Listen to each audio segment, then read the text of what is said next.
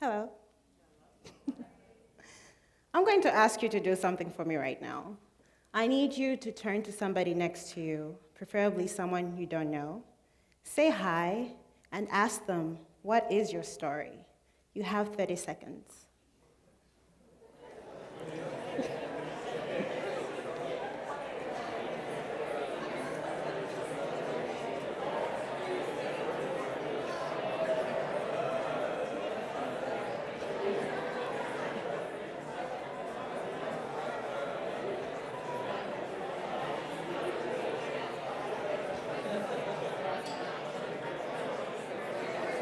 Okay. All right. Okay, come back to me. All right, thank you. So, how many of you had something to say right away? Okay. And how many of you had to think a little bit before saying something? I'm with those people who had to think a little before saying something. I believe everybody has got a story to tell, and I also believe that we could all be story listeners. And that belief is what has brought me on the stage today. I swapped stories with somebody who was gracious enough to hear my story and generous enough to share theirs with me, after we acknowledged each other's presence by simply saying hello.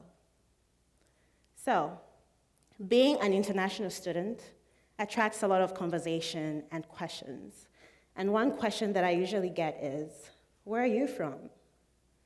And I should point out that now that's a great opportunity for me to talk about my culture and my country of Zambia, and the languages, the food, and of course the animals.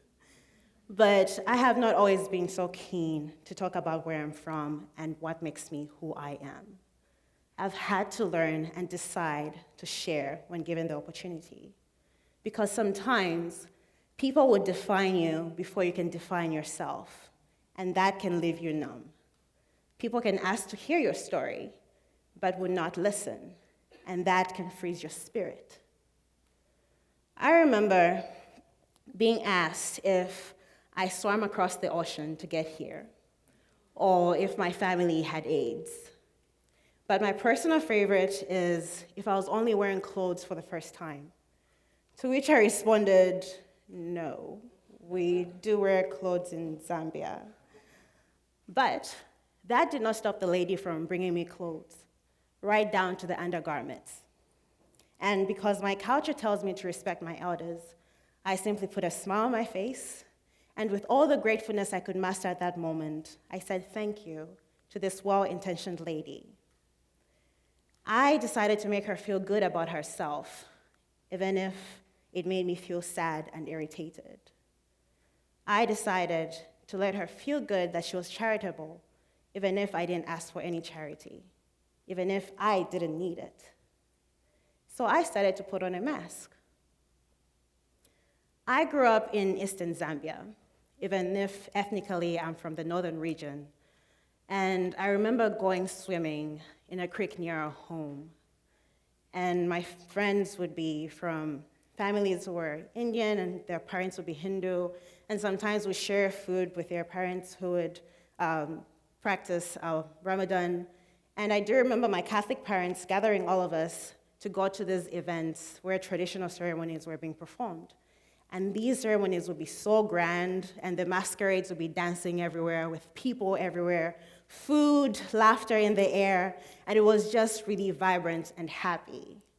And as children sometimes would disappear from the home early in the morning, and we'll go play, come back when it's time to eat, go play again, and come back at sunset looking like somebody had thrown flour on us because we were just so excited to play in the dirt or swim or wherever we could find entertainment.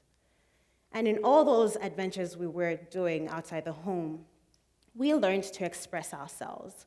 We learned to be out there and just be ourselves truthfully. And as adults, we grew up to be people who identified as Zambians, but more so as Africans, not as a blanket, but more of a quilt with different patches of different sizes, colors, and patterns.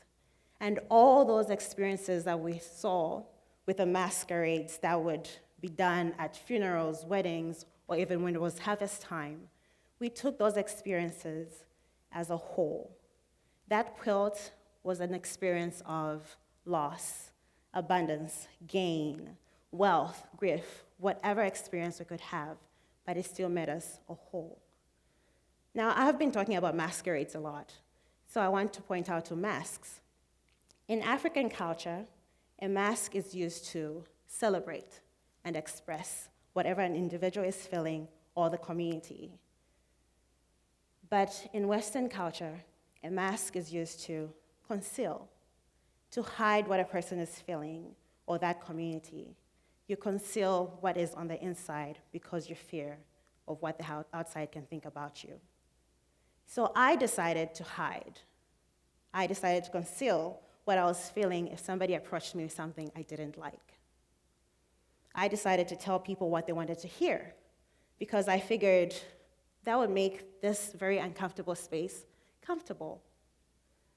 I decided that I would rather hide instead of express or celebrate who I am. And if somebody approached me with a cultural stereotype of Zambia or the country of Africa, it's a continent, I would just wear a mask and follow their lead in the masquerade. I remember playing victim to a girl who had gone to study abroad in Zambia, who approached me and said, "I am so sorry that you come from a war-torn country." Mind you, Zambia has not seen unrest since the 1960s. So I was like, okay, good, I guess, I don't know. And I remember some people thought I had a pet lion back at home that I would miss so much, and that I found it so dreadful that we sleep in beds instead of trees like our ancestors taught us. I decided to hide because of the uncomfortability that was created in the space. I wanted people to feel comfortable. But then I went through the phase of, okay, this mask is very uncomfortable for me and I'm not used to it. And you do not get to learn anything that is true about me. To the phase of, you know what? It is not my responsibility to teach you anything. You can go research, Google it. To the phase of, okay, listen, let's talk about this. What are your intentions towards me?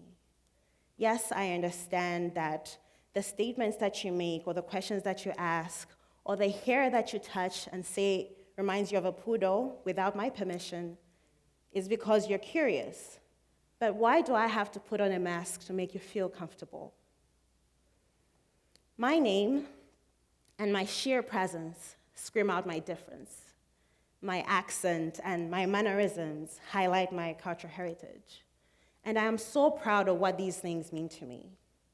Because there is a sense of pride that comes from knowing that you come from a resilient and vibrant people, knowing that you can badmouth your country or your continent on your own terms, and knowing that I can become an honorary Nigerian, Senegalese, Egyptian if Zambia does not qualify for the World Cup. And I'm talking about football here, not soccer, football. But you know, these differences give people the opportunities to impose their perceptions on you. And these incorrect perceptions, if not corrected, can actually rob you of your authentic self. So it is key that we discover our authentic self and share that with the people around us, because the right audience will come and celebrate it with you. Quite recently, I went to lunch with a colleague of mine. And during lunch, I noticed that he was glancing at me. So in my mind's eye, I thought, okay, he thinks I'm cute. All right? Okay, so let's do this. But then he said, "You are a strange African." And after taking a breath, I asked what he meant by that. And he said, "You eat rather slowly, and your English is really good." So, if this was a few years ago, I would have walked out of that conversation. But now it's moments like these that remind me of what it's like to be behind the mask. Because when you're behind the mask, you feel like you do not belong. And that can put immense pressure on you as an individual. It can have an emotional toll. Feeling like your identity is not important or your culture is something to be ashamed of can be a constant ally. And having to edit oneself into a version that is not authentic can put immense pressure on you on doing day-to-day activities, such as simply having lunch with a colleague from another culture. But it is until we learn to unmask ourselves that we can see our authentic selves. But I have to add that I have been in a hurry to judge other people before I even know what they bear or bring. I have coerced other people to put on a mask so that we can have peace between us. And I have asked very hurtful questions and said very hurtful things.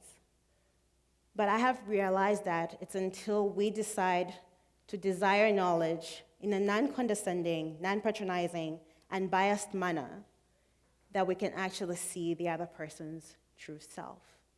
And that when we examine ourselves and change what is not true, we can actually know how to live a productive life that is thriving. So it's key for us to sit down with people who may have different or even similar experiences as ours. And we may not agree with them, but we could be decent enough to sit and try and understand their perception. I volunteer around Southern Illinois to talk to individuals who want to learn more about Africa. And I do that through theater and conversation hours and any other forum that's presented. And sometimes it can be very uncomfortable. But when you know who you are, when you know your true self and you live your life authentically, those uncomfortable spaces can be comfortable because there's always opportunity for discomfort. And you also learn to leave room for failure because sometimes people will not understand the authenticity you present. The idea that they have about you and the reality that you present can clash, and that can surprise them gravely. So like I said, it's very important to examine ourselves and also to own our stories, to own our experiences, and present those when given the opportunity. Because when we do that, we find peace, we find love within ourselves. And that is very key to live an authentic life. James Baldwin said, "Love takes off the mask that we fear we cannot live without, and we know we cannot live within." And unmasking ourselves can simply start with something like, "Hello, what's your story?" Thank you for listening.